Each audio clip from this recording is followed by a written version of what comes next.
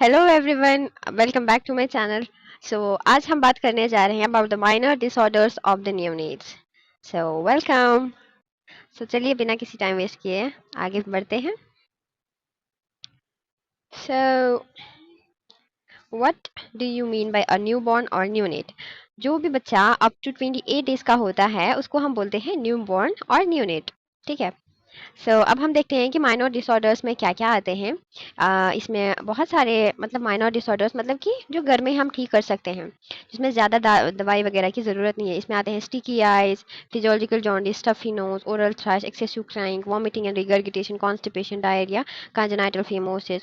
और भी बहुत सारी हैं, जैसे कि कुछ और डेवलपमेंटल पिक्यूलैरिटीज़ होती हैं, या और कुछ जेनेटल क्राइसिस हैं, vomitings, diarrhoea, constipation, excessive crying, ये सभी उसमें आता है। चलिए चलते हैं। ओके। What is this?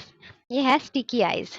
तो sticky eyes are caused by narrow or blocked tear duct lean in one direction, only outwards from the inside nose side of the eye. This prevents the other eye from becoming infected if only one eye is affected. मतलब कि ये ऐसे ही जो tier duct होता है हमारा, वो block होने की वजह से स्टिकी आइज हो जाते हैं। इसको हम कैसे ठीक कर सकते हैं? जस्ट सिंपली कोई भी कॉटन हो या मतलब कोई भी मतलब कॉटन वाली चुन्नी हो, उसको पानी में, साफ पानी में गीला करके या नॉर्मल सलाइन में गीला करके जो बच्चे की है वो आईज को क्लीन कर सकते हैं। कहाँ से? Inner canthus of eye to the outer canthus of eye, ताकि दूसरी आई भी इन्फेक्ट ना हो। और this is stuffy nose. So when your baby's nose is stuffed up with mucus, it's much harder for them to breathe. When this happens, use saline nose drops or spray available without a prescription to loosen the mucus. You may also use a bulb syringe to clear out your baby's nose. तो मतलब कि जब hard हो जाती है नाक, तो उनके लिए बहुत मुश्किल होता है ब्रीथ करना। उसको हम सिंपली कोई भी सैलाइन ड्रॉप्स हो वो डाल सकते हैं बेबी के नोज़ में, या धीरे धीरे से उसको क्लीन कर सकते हैं। Next this is oral thrush. तो ओरल थ्रश कैसे होता है, क्या होता है? Oral thrush the infection most commonly ये किन में ज़्यादातर होता है? जो मतलब कि जो पैदा होते हैं, जिनकी मदर की बर्थ कैनाल वो इन्फेक्टेड होती है, ठीक है, या कोई इन्फेक्टेड फीडिंग बॉटल्स या कंटामिनेटेड ब्रेस्ट निपल्स या प्रोलॉन्ग्ड एंटीबायोटिक थेरेपी, उसकी वजह से होता है कैंडिडियासिस, उसकी वजह से ओरल थ्रश होता है। जो ये ओरल लेशंस है ना, ये कैरेक्टराइज होते हैं by the discrete white patches or spots over the buccal mucosa and gums. The baby may be able to suck normally, but swallowing may be difficult due to posterior or oropharyngeal white patches. Oral application of 0.5 solution of gentian violet after each feed gives prompt response in most cases. Next क्या है? Physiological jaundice. तो physiological jaundice क्या होता है? ये वो jaundice होता है जो हम नोटिस करते हैं after 24 hours of the birth. ये क्या, इसमें हम कैसे ठीक कर सकते हैं? इसका मैनेजमेंट सीधा मतलब सिंपली बेबी को उठा के बाहर थोड़ा सनलाइट में रखना है, 10 to 20 मिनट्स रोज रखना है। आफ्टर फ्यू डेज ये भी खत्म हो जाएगा खुद ही। और ये है स्किन रैश। स्किन रैश ये क्या होता है? एक ब्लॉची इर्थमेटस रैश होता है। इर्थमेट मतलब कि लाल कलर का रैश होता है, जो कि पाया जाता है बेबीज में mostly on the trunk area, limbs और फेस, और डिसअपियर होते हैं विद इन अ डे। और उसमें इसमें मतलब स्किन रैश में है, इसमें एक ब्लॉची इर्थमेटस रैश आता है और नैपकिन रैश आता है। नैपकिन रैश मतलब कि जो रैपर पहनने की वजह से होता है। ये ज़्यादातर आर्टिफिशियली फेड बेबीज में होता है। और प्रिवेंट कैसे कर सकते हैं हम? फ्रीक्वेंट केयर अगर उसकी हम करें, और जब भी मतलब वो सॉइलिंग हो जाए डायपर की, तो उसको हम वो क्लीन करना है, बार बार अच्छे से करना है, एंड इमीडिएटली चेंज करना है, और जो भी नैपकिन हो। Next this is vernix caseosa. जो भी ये व्हाइट कलर का आपको दिख रहा है ये बेबी के ऊपर, ये है वर्निक्स केसियोसा। तो जो ये वर्निक्स केसियोसा है, ये एक प्रोटेक्टिव लेयर होती है बेबीज में, ठीक है। बेबीज में प्रोटेक्टिव लेयर होती है। ये कैसी होती है? वाइट चीज लाइक सब्सटेंस होती है। ये हम सिंपली क्लीन कर सकते हैं, किससे? ऑयल से, ऑयल बाथ से, लेकिन स्क्रब नहीं करना है, ठीक है। इस चीज़ का हमें ध्यान रखना है। और ये तो आप देख रहे होंगे डायरिया, ये भी मोस्टली बच्चों में होता है। और अगर उसको हमें जल्दी से केयर करना चाहिए, अगर हम जल्दी से कुछ मैनेजमेंट ना करें, ये बड़ी प्रॉब्लम भी बन सकती है। तो डायरिया ये जो ब्रेस्ट फीडिंग वाले बच्चे होते हैं, इनमें ही मतलब ज़्यादातर होते हैं। और मोस्टली जो भी आर्टिफिशियल फेड बेबीज उनमें तो बहुत ही ज़्यादा होता है। Frequency of stools mother is taking. अगर जो ब्रेस्ट फीडिंग वाले बेबीज हैं, अगर उनकी मदर एम्पिसिलिन ले रही है, स्पेलोस्पोरिन्स ले रही है, टेट्रासाइक्लिन या कोई भी लैक्सेटिव ले रही है, और उसकी वजह से बेबीज को ज़्यादा डायरिया हो सकता है। और या तो कुछ और फूड्स वो खा रही है, जैसे कि ऑरेंज, चेरीज, टोमेटो, चिलीज, उसकी वजह से भी बेबी को डायरिया हो सकता है। और तो उससे क्या करना है, और अगर बेबी को ग्लूकोज वाटर दिया जाता है या हनी, इसकी वजह से भी डायरिया हो सकता है। सीरियस डायरिया में ऑल्सो ऑकर ड्यू टू ओवरफीडिंग और सीरियस अंडरफीडिंग। डायरिया किसकी वजह से हो सकता है, या तो ओवरफीडिंग या अंडरफीडिंग, दोनों ही खतरा है। सो इस चीज़ को प्रिवेंट करना है और डायरिया नहीं आएगा बच्चे को। तो ये आप देख सकते हैं, ये क्या है, डायरिया है। तो बच्चों में डायरिया ये भी बहुत एक कॉमन प्रॉब्लम होती है। तो किसकी वजह से होती है, जो डायरिया है ये ब्रेस्ट फीडिंग बेबीज़ में होती है, स्पेशली जो मतलब आर्टिफिशियली फेड बेबीज़ होते हैं उनमें तो ज़्यादा ही होता है।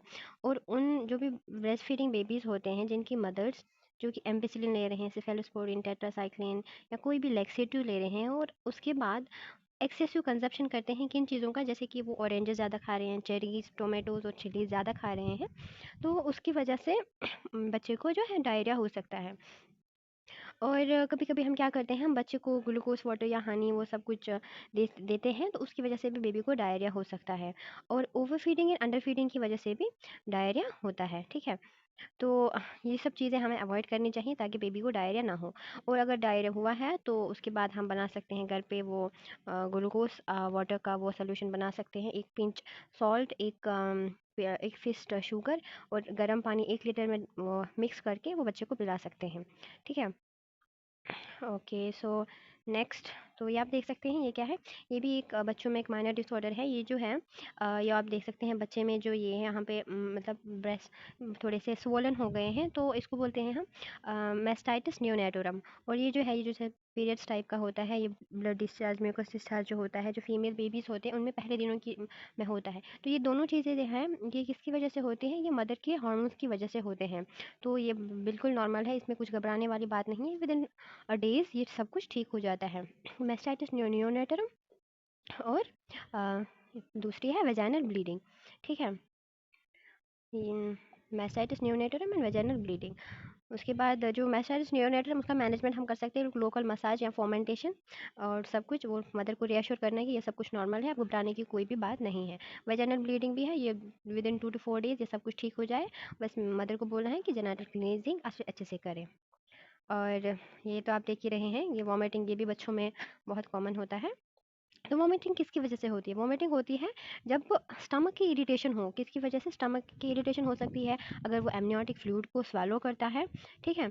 एमनियोटिक फ्लूइड को स्वालो करता है, और अगर कोई मतलब फॉल्टी टेक्निक से उसको फीड किया जा रहा है, ठीक है? इसलिए हमें प्रॉपर गाइडेंस देनी चाहिए मदर को कि कैसे ब्रेस्ट फीड कराना है बेबी को, जो भी फीडिंग है उसको कैसे। और प्रॉपर बर्पिंग, बर्पिंग बहुत इंपॉर्टेंट है, मतलब कि बच्चे की पीछे पीठ थपथपाना, उसको बर्पिंग बोलते हैं।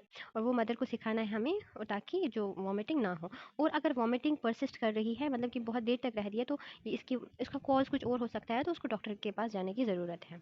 और एक्सेसिव क्राइंग, कुछ बच्चे बहुत ही ज़्यादा रोते रहते हैं, तो ये भी किसकी वजह से, ये तो मतलब यूजुअली क्या होता है कि बच्चा या तो जब भूखा हो तब ज़्यादा, या कोई इसको डिस्कम्फर्ट हो रहा हो तो तब वो ज़्यादा रोएगा, ठीक है? तो यहाँ अगर उसको कोई अनप्लीजेंट सेंसेशन आ रही है, जब उसका ब्लैडर फुल हो रहा है बिफोर पासिंग द यूरिन, या कोई painful evacuation of hard stools, या major swelling by urine and stools, या इंसेक्ट बाइट, सब कुछ ये सब कुछ चीज़ें इसकी वजह से क्या होता है, इसकी वजह से एक्सेसिव क्राइंग होती है। सो ये सब कुछ। तो और ये क्या है, फीवर, फीवर भी बच्चों में होता रहता है, ये भी एक माइनर डिसऑर्डर है, इसको हम घर पे ठीक कर सकते हैं। ड्यूरिंग समर मंथ क्या होता है, जो टेम्परेचर होता है वो 39 से अबव हो जाता है, और कुछ हेल्थी न्यूबॉर्न जो होते हैं उनको सेकेंड या थर्ड डे ऑफ लाइफ में फीवर स्टार्ट हो जाता है, ठीक है? तो उनको हमें जो मतलब उनका जो ड्रेस है, उनके कपड़े हमें लाइट पहनाने चाहिए और लूज़ कॉटन के अगर गर्मी हो, और मतलब कि अकॉर्डिंग टू द एनवायरनमेंट, जैसा एनवायरनमेंट हो उसी के हिसाब से उनको कपड़े भी पहनाने चाहिए। तो ये क्या है, ये इसको बोलते हैं हम फिमोसिस। तो फिमोसिस क्या होता है, construction of the opening of the four skin, ठीक है? Construction of the opening of the four skin, जो जिसको हम ड्रॉ बैक नहीं कर सकते, अगर हम पीछे खींचने की कोशिश भी करेंगे तो नहीं हो जाएगा वहाँ पे at the tip of the penis. इसको हम सर्जिकली सर्कमसेशन करते हैं।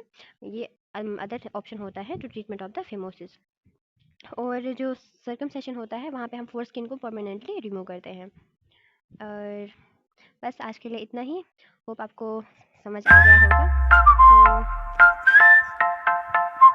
तो thank you, follow for more. अगर आपको कोई भी डाउट है तो आप कमेंट कर सकते हैं। Thank you. बाय बाय, फिर से मिलते हैं।